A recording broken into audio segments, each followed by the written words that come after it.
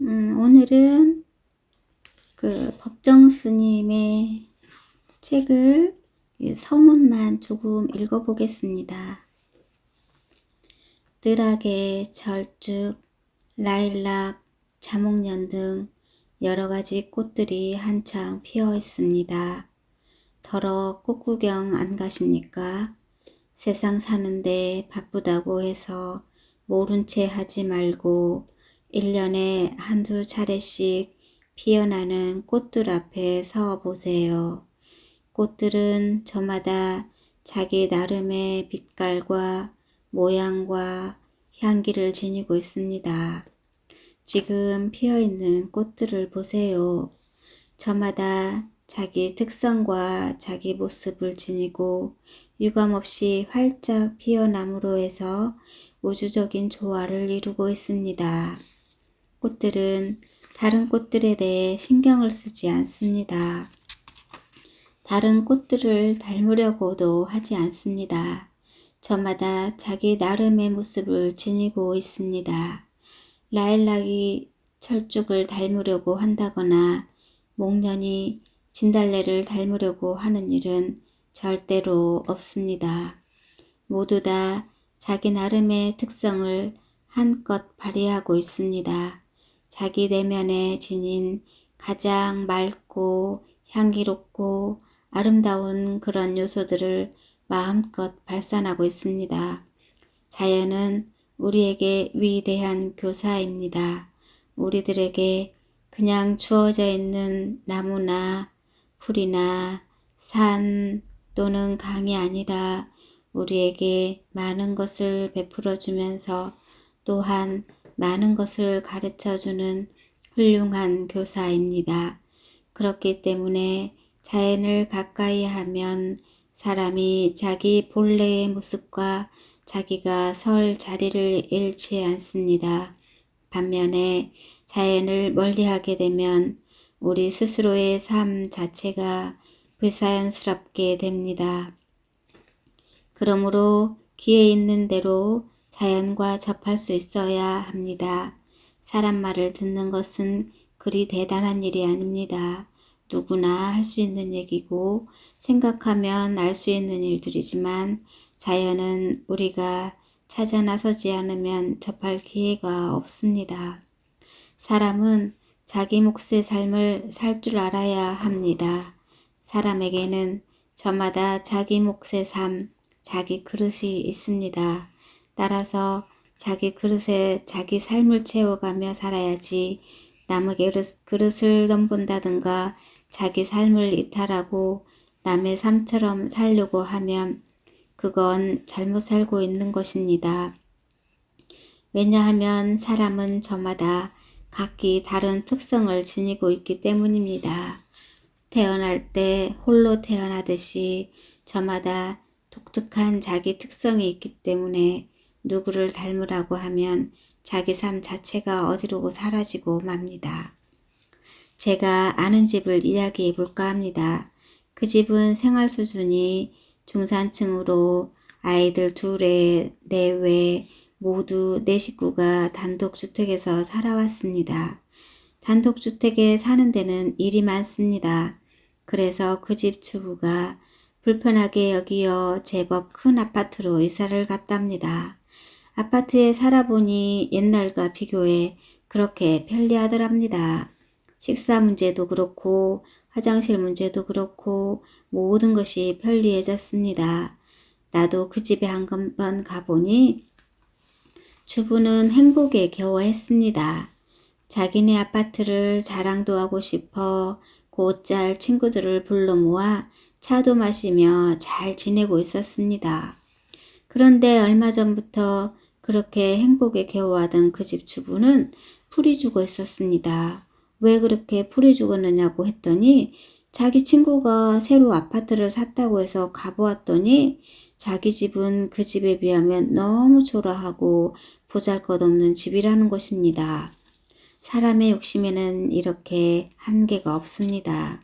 사람들에게는 각기 삶의 조건이 다른데 그 삶의 조건이 다른 남과 자신을 비교함으로써 불행을 스스로 자초하고 맙니다. 이것은 주택 문제만이 아닙니다. 입는 것, 먹는 것, 자녀 교육 문제도 그렇습니다. 사람마다 삶의 조건이 다른데 왜 똑같이 비교를 합니까? 비교를 하면 불행해집니다. 자기에게 배당된 복조차 받아 쓸 줄 모르게 됩니다. 우리들 일상생활에서 내 분수를 모르고 내 처지를 모르고 스스로의 생활 조건을 모르고 공연히 남과 비교함으로써 스스로 불행을 자초한 일이 없었는지 이런 기회에 다 같이 생각해 보아야 합니다. 사람은 자기 몫의 삶에 감사하며 살 줄 알아야 합니다. 자기 그릇에 넉넉할 줄 알고 살아야 합니다. 그렇지 않으면 내가 내 인생을 살고 있으면서도 부질없이 남과 비교함으로써 내 인생은 그만 어디론가 사라져버리고 남의 소도구, 남의 그림자밖에 되지 못하게 됩니다.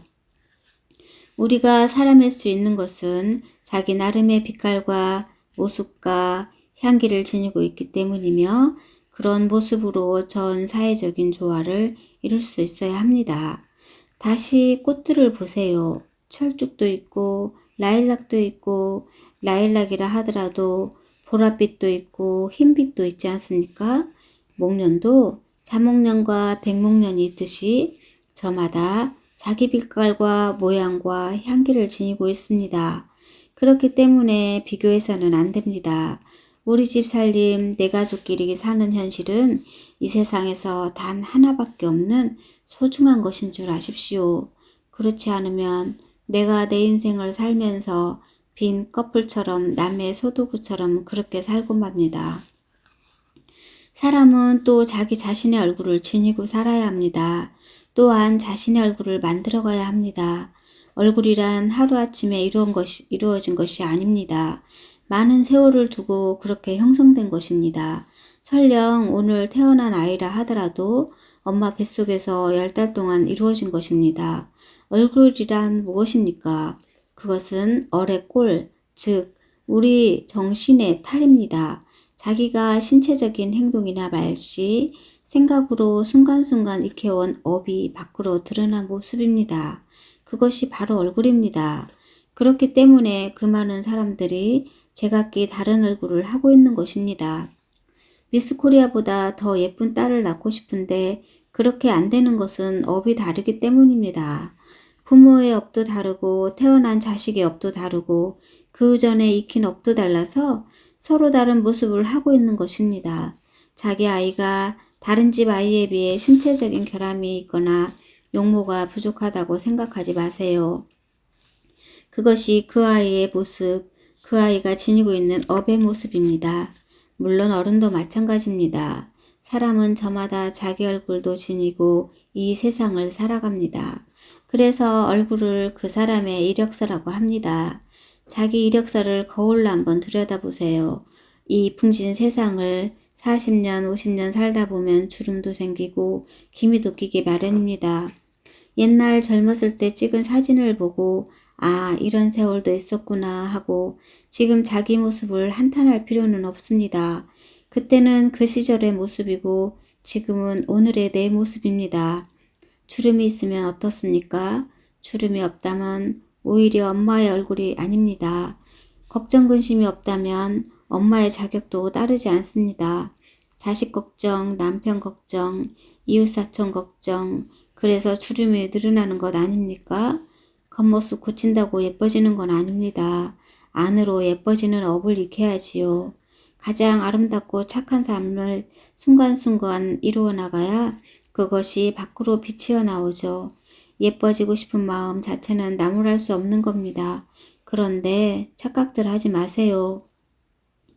아름다움에 어떤 표준이 있는 것은 아닙니다. 저마다 독특한 삶이 있듯이 독특한 얼굴과 음성과 눈빛을 지니고 있습니다.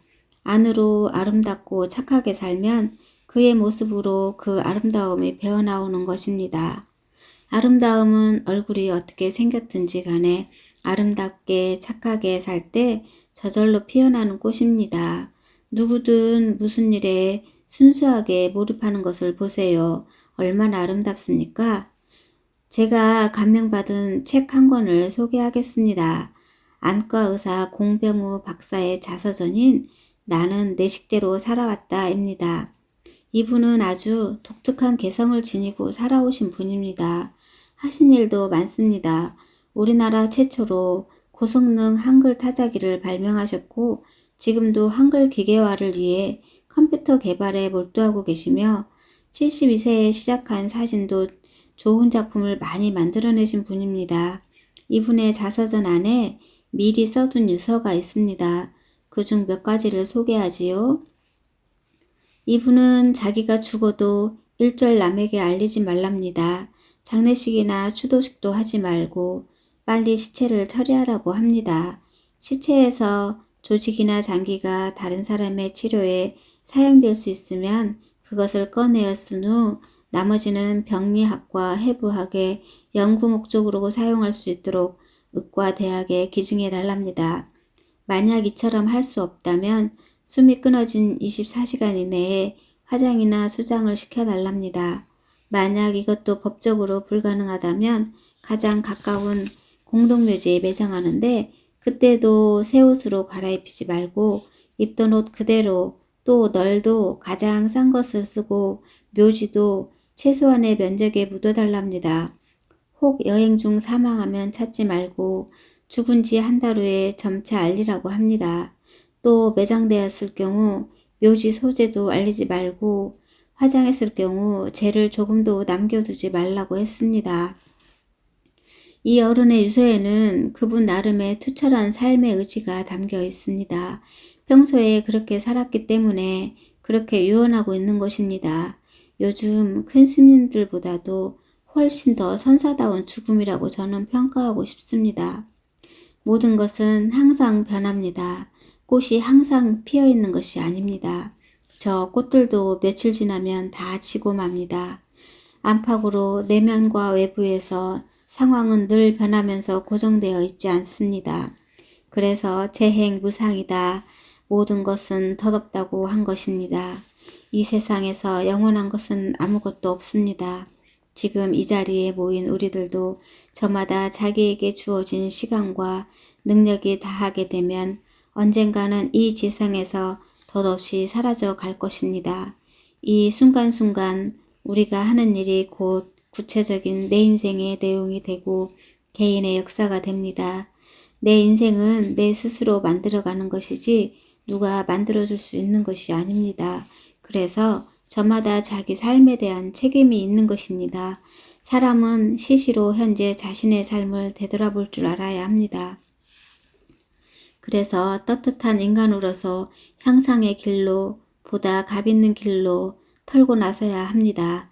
그때마다 내 인생을 내가 다시 시작한다는 각오로 새롭게 살아갈 때 하루하루가 새로운 날이 됩니다. 감사합니다. 법정 스님의 말씀을 조금 들려드렸습니다.